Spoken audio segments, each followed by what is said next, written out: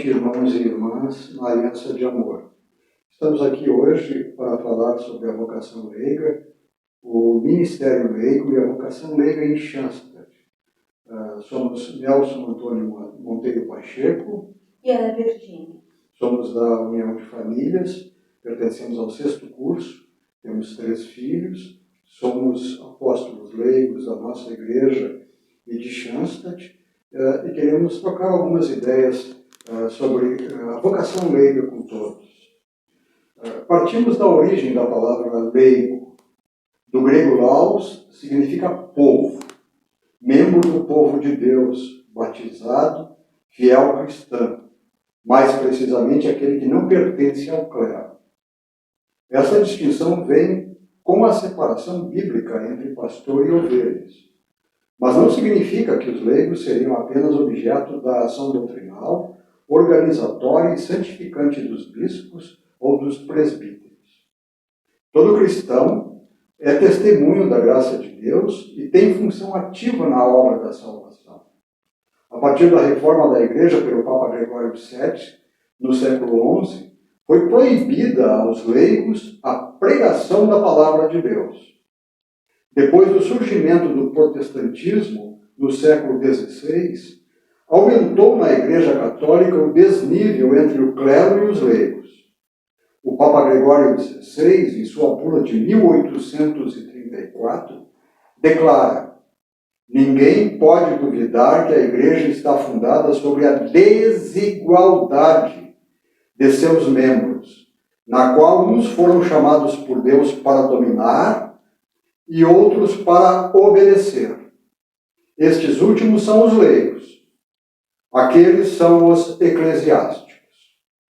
Na Igreja, especialmente no Brasil, aqui começou com um catolicismo leigo. Havia poucos padres no início. Muitos leigos se organizaram em irmandades e ordens terceiras, que continuam existindo até os dias de hoje. Construíram suas igrejas, santas casas, cemitérios e etc. No tempo da República, vieram da Europa novas organizações religiosas, como o Apostolado da Oração, marianos, vicentinos, filhos de Maria, sempre sob a forte orientação clerical. No início do século XX, já existiam entre nós a Confederação Católica, que incentivava os intelectuais, a Liga Eleitoral Católica, que formava o leigo político, e a Ação Católica de 1922, sob o pontificado de Pio X, uma organização de leigos como parte do apostolado da hierarquia, apostolado do clero. Os leigos estavam a serviço do clero. Vamos assistir então agora um vídeo que vai nos mostrar que Schanstatt foi pioneiro nesta modificação desse estado de coisas, que vai ser alterado profundamente no Concílio Vaticano II, como depois nós vamos ver também. E este vídeo vai esclarecer muito como começou este apostolado leigo e como ele se tornou uma realidade fora dos muros do seminário.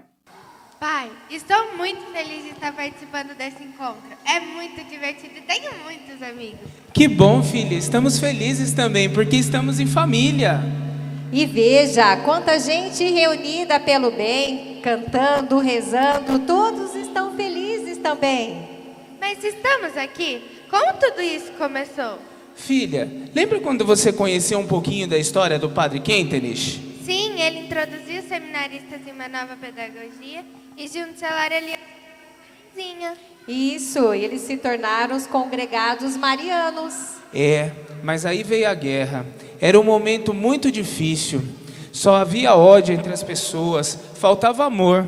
Só que os congregados também participaram da guerra. Quer saber o que eles fizeram? Sim, pai, me conta. Venha ver então.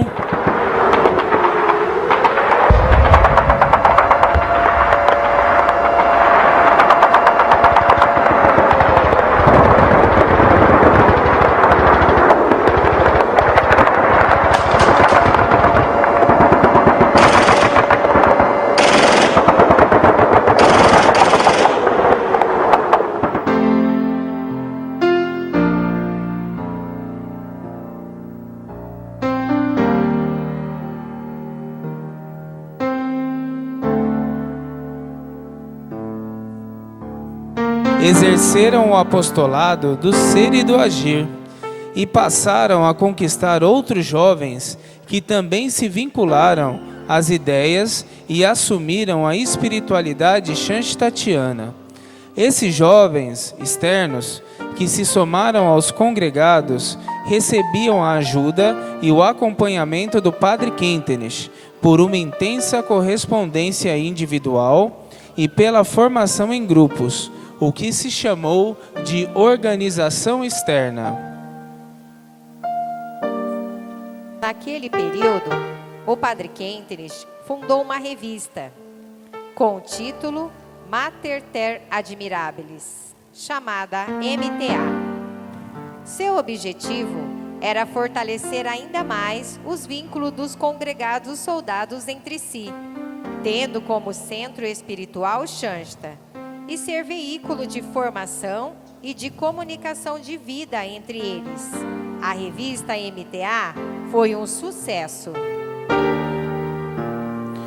Os grupos se reuniam sempre que possível para fazer orações, trocar ideias, discutir assuntos que lhe chegavam pela revista MTA.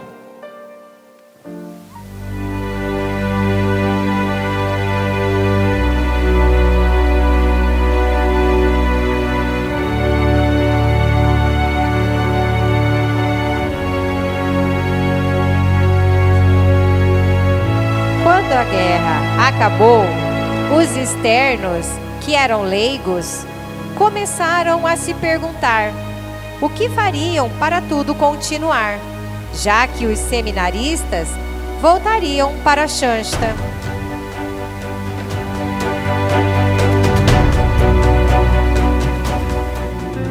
Luiz Eppenfeld, tenente e um dos líderes das sessões, escreveu ao padre espiritual José Quentinich: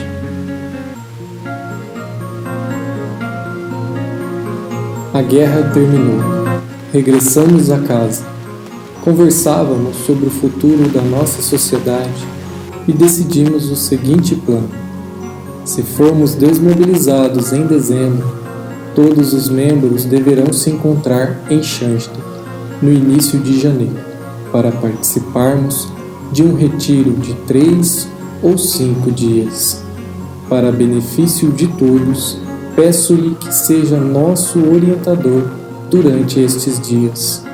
Nessa altura, poderemos falar todos juntos sobre o futuro do programa. Posso contar com uma rápida resposta? O trabalho deve continuar. O fogo não poderá extinguir-se.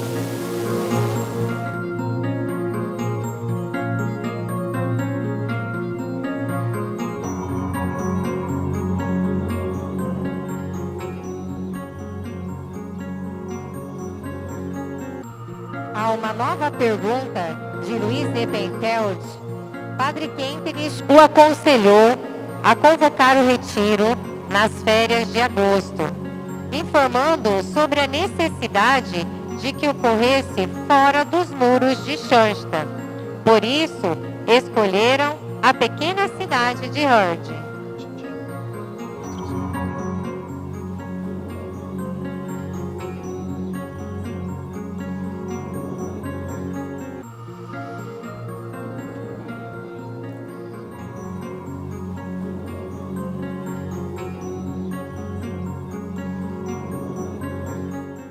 Despertai do longo sono de inverno. Depois do regresso dos shanstatianos aos estudos, queremos também nós, os externos, e como primeiro grupo, iniciar o trabalho. Mãos à obra para a glória da Mãe de Deus. Devemos seguir trabalhando na mesma organização externa, com os mesmos métodos, ou criar algo novo? Precisamos assegurar que todos os nossos congregados, todas aquelas pessoas, estejam juntos conosco nessa missão.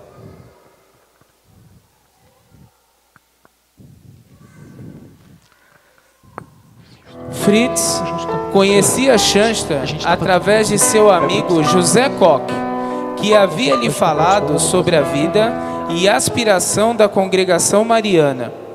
Ele também se viu empolgado com a ideia. Muitos questionamentos iam e vinham, e em pouco tempo eles se tornaram grandes amigos.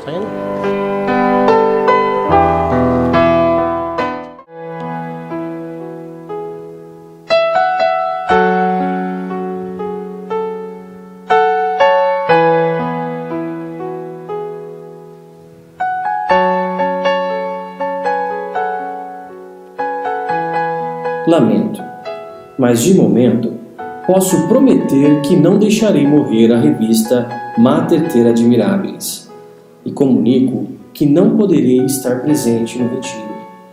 Manterei minhas orações por essa causa.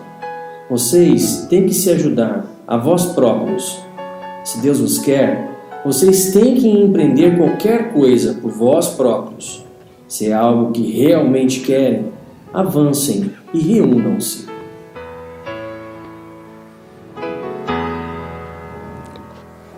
Fritz, meu amigo, imagina, o Padre Kentenich não vem. E agora, o que faremos? Então é isso, João. Não será possível que o nosso encontro aconteça sem o nosso pai espiritual. Ele precisa estar conosco, mas ele não vem. Vou enviar um comunicado a todos os nossos membros, informando o cancelamento do congresso.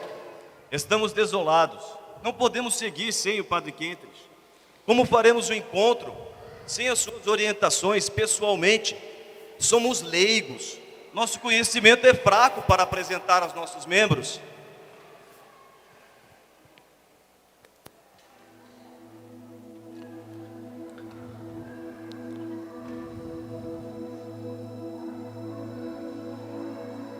Luiz, Fritz, mantenha-se calma.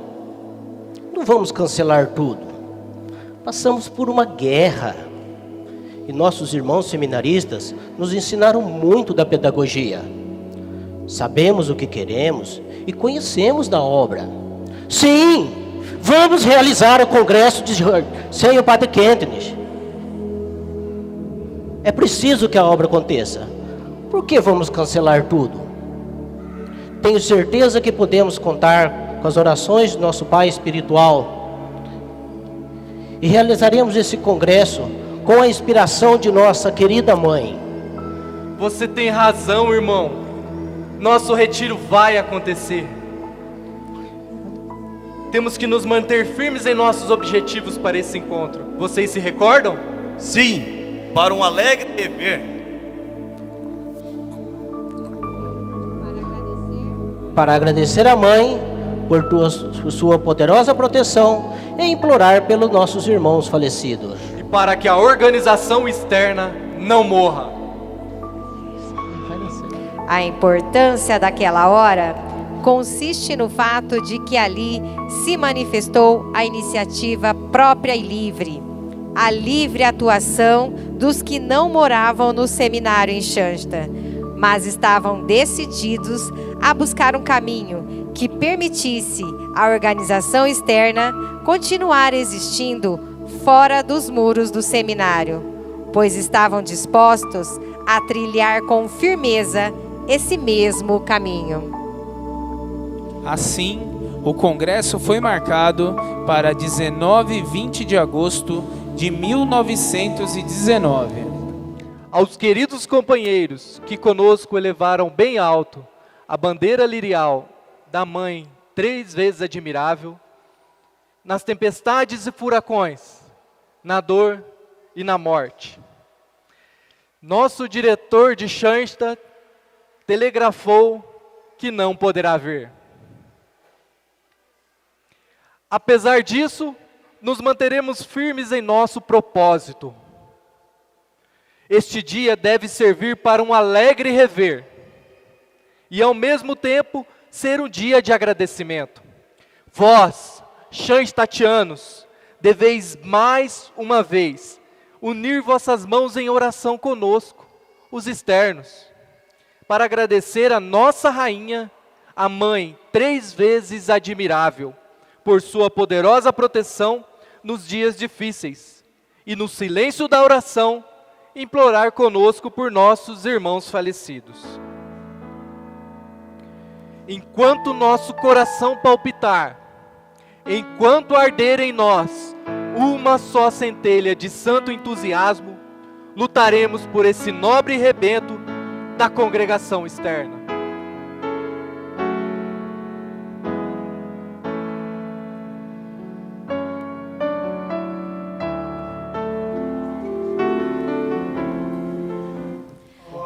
Naquela noite, eles participaram da Santa Missa. Não havia sacerdote entre eles. Poucos haviam iniciado os estudos e podiam oferecer algum conhecimento. Luiz Zeppenfeld convidou um sacerdote do convento dos franciscanos para celebrar a missa e tomou cuidado de lhe orientar que se tratava de um congresso com questionamentos sobre o apostolado.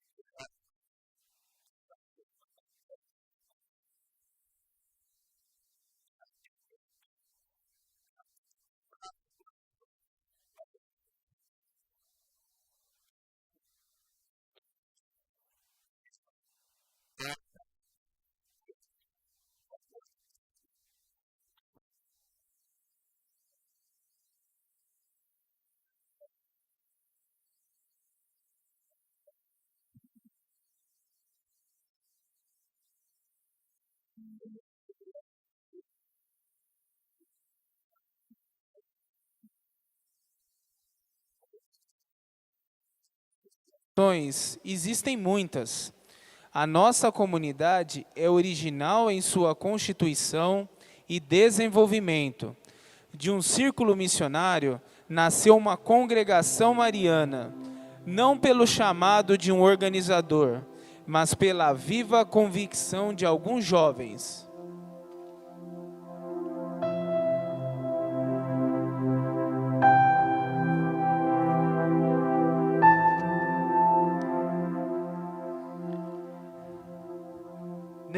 Necessitamos de uma organização que se aposse do nosso interior e abra horizontes amplos ao impulso juvenil de autoatividade e autodesenvolvimento. Uma ideia que ultrapassa os tempos, tornou-se o alicerce desta nossa fundação. Como instrumento nas mãos da Mãe e Rainha Celestial, queremos mobilizar todas as nossas forças para a renovação religiosa e moral do mundo. Luiz Zeppenfeld, naquela tarde, ainda acrescentou as recordações que tivera sobre a atuação de Padre Quentenes junto a seus seminaristas. Antes mesmo do início da organização externa, aos congregados que partiam para a guerra. Padre Quentenes acreditou falar em nome da Mãe de Deus. Neste momento, é como se a cena se repetisse, e aqueles membros, os externos, ali reunidos, puderam experimentar daquela alegria e também fizeram deles as palavras dos congregados.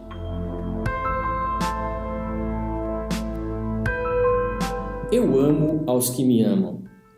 Provai primeiro que realmente me amais, e tomai a sério os vossos propósitos.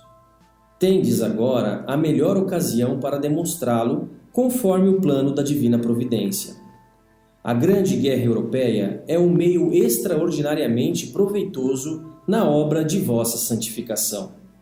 E essa santificação eu exijo de vós. Ela é a armadura vos revestir, a espada com a qual deveis libertar a vossa pátria de seus poderosos inimigos, colocando-a na vanguarda do mundo antigo.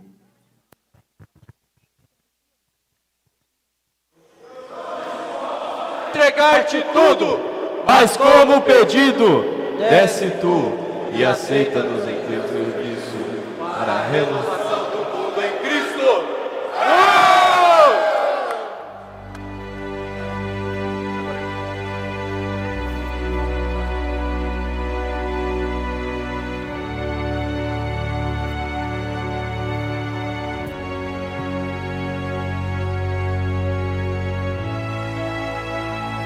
Até agora, temos continuado o trabalho com o mesmo método empregado na guerra. Porém, como queremos continuar existindo? Não queremos criar nova congregação, nova organização, nem círculo novo, como também nenhuma empresa competidora, mas a uma união que se eduque com caracteres dirigentes, seja fermento para as associações já existentes. O Espírito de São Paulo, que é o Espírito vivo de Cristo, deverá cair sobre nós e tornar-nos apóstolos em todas as profissões e associações.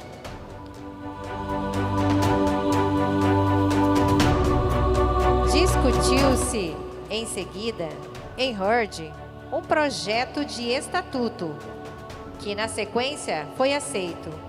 A organização externa sai do seu marco atual e se torna União Apostólica.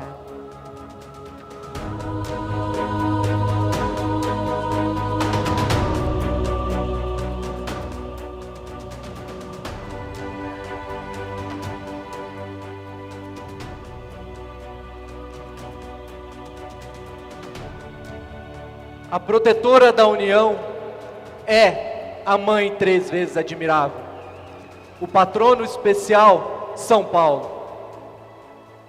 Nosso lema, Caritas Christi Urgentius.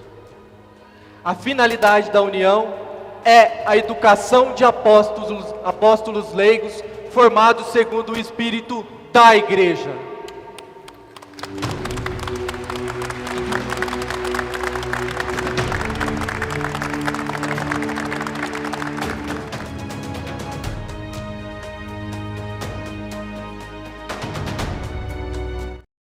Educação de leigos formados no espírito da Igreja através da aspiração ao maior grau possível de santidade, segundo o seu estado de vida. É um objetivo que a Igreja perdera de vista há séculos. Naquela época, o movimento apostólico de Shansta tinha consciência da dificuldade de obter o reconhecimento do apostolado leigo no âmbito público da Igreja. Contudo, nosso pai fundador estava convencido de que vivia num tempo de mutações com dimensões incomparáveis, sendo por isso necessária uma mobilização total de todas as forças cristãs de todos os meios. Isto significa, hoje, todos devem estar em prontidão, todos devem ser apóstolos. Assim, a sua ideia central é a da salvação do apostolado dos leigos para a Igreja, por séculos, por milênios. O caminho que o padre Kentenich descreve ao definir o objetivo de Herdt é verdadeiro trabalho pioneiro. Só decênios mais tarde, o Concílio Vaticano II projeta novamente luz sobre a vocação dos leigos.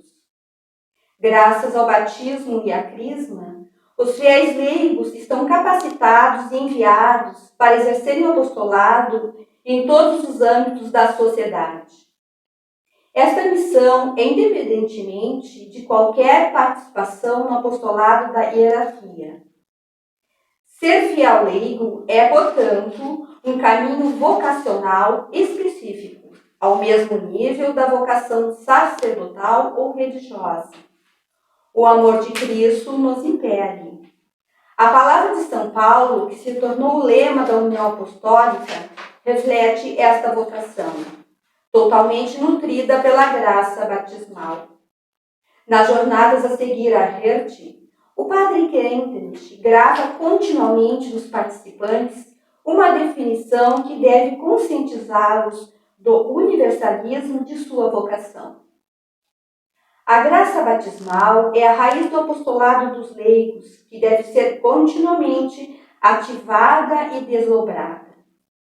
Para o padre Kentenich, esta é a tarefa central da aliança de amor com a mãe três vezes admirável e a quem seu filho confiou todas as suas irmãs e irmãos. Eis aí tua mãe. No batismo, a Mãe de Deus atua como educadora dos cristãos. Começa a formá-los à imagem de Cristo ao longo de um processo de toda a vida. Maria, porém, só pode exercer a sua influência onde o batizado se abre à sua influência e colabora com ela. Em Schanstatt, este é o caminho das contribuições ao capital de graças. Com cada contribuição, nos libertamos de girar ao redor de nós mesmos e nos abrimos ao atuar da Mãe de Deus, a fim de que ela possa gravar em nós a imagem de Cristo. Os jovens da recém-fundada União Apostólica já estavam conscientes disso. Gostaríamos agora de destacar especialmente o carisma que cerca a segunda graça do santuário, que é a chamada transformação interior, que nosso pai fundador, naqueles meses que se seguiram ao Congresso de Herdt, fez questão de destacar.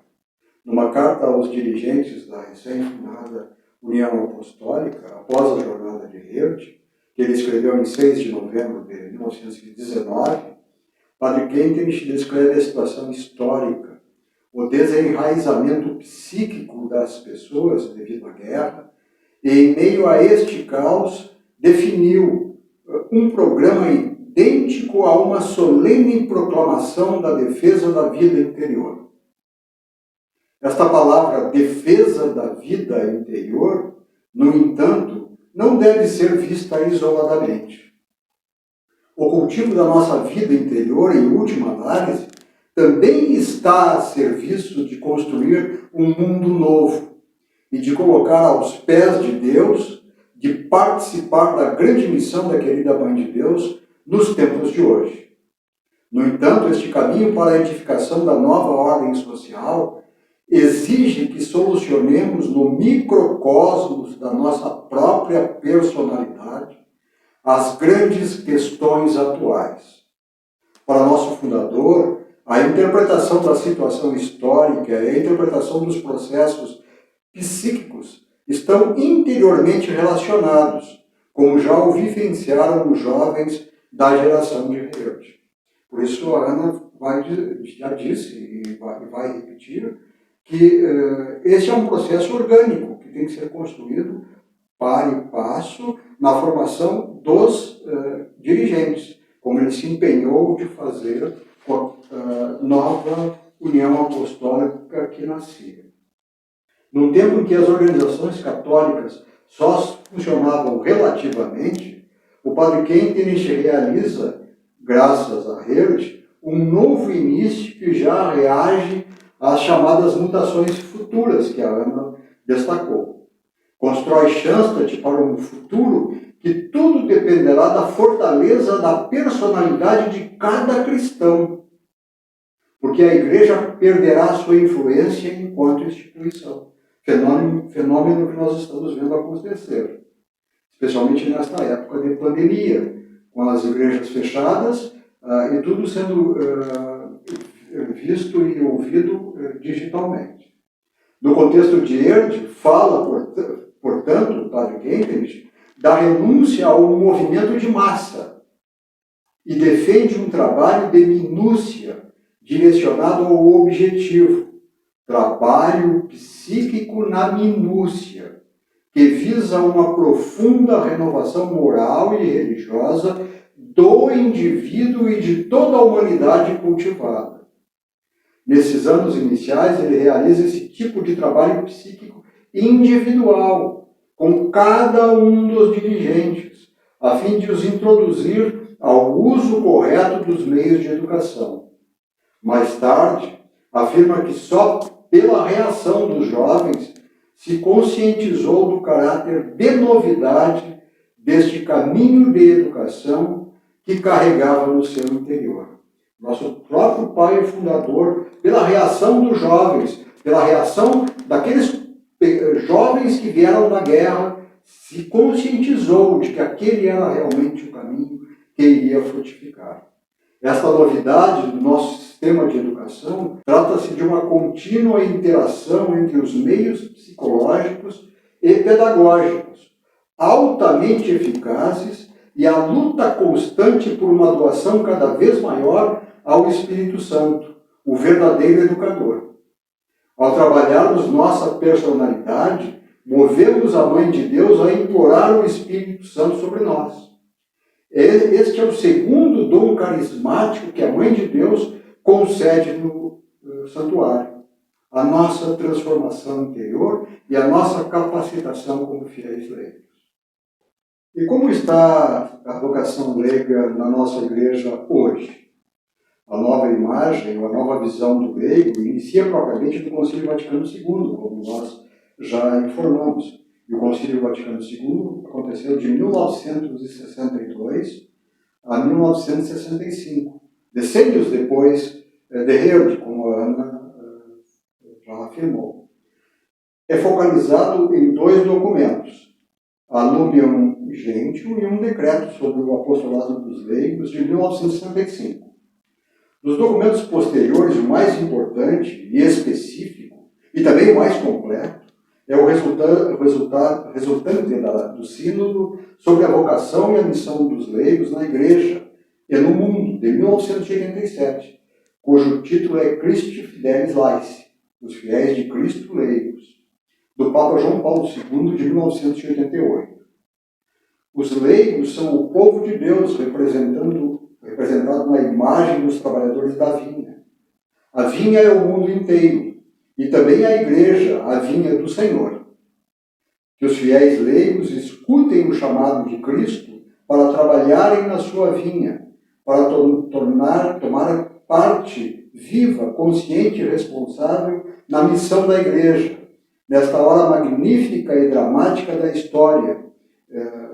João Paulo II escrevia isso no Christi Fidelis Laici, número 3, ainda em 1988. E quem são os fiéis leigos na visão da Igreja? Uma visão positiva do concílio, os fiéis leigos são aqueles que são incorporados em Cristo pelo batismo, constituídos em povo de Deus e tornados participantes, ao seu modo, do mundo sacerdotal, profético e real de Cristo. Exercem, pela parte que lhes toca, na Igreja e no mundo, a missão de todo o povo cristão. O fundamento da dignidade e da missão do leigo reside no batismo. O Papa São João Paulo II destaca 3 aspectos fundamentais. O batismo regenera-nos para a vida dos filhos de Deus, une-nos a Jesus Cristo e ao seu corpo, que é a Igreja, e unge-nos do Espírito Santo, constituindo-nos templos espirituais. Agradecemos a Deus Trino pela condução que nos deu a Mãe Teresa Admirável como nossa educadora e nosso pai fundador, como com sua pedagogia, onde sentimos que somos leigos na força da aliança de amor, em santidade e missão. Agradecemos os testemunhos deste mês vocacional e muito obrigado.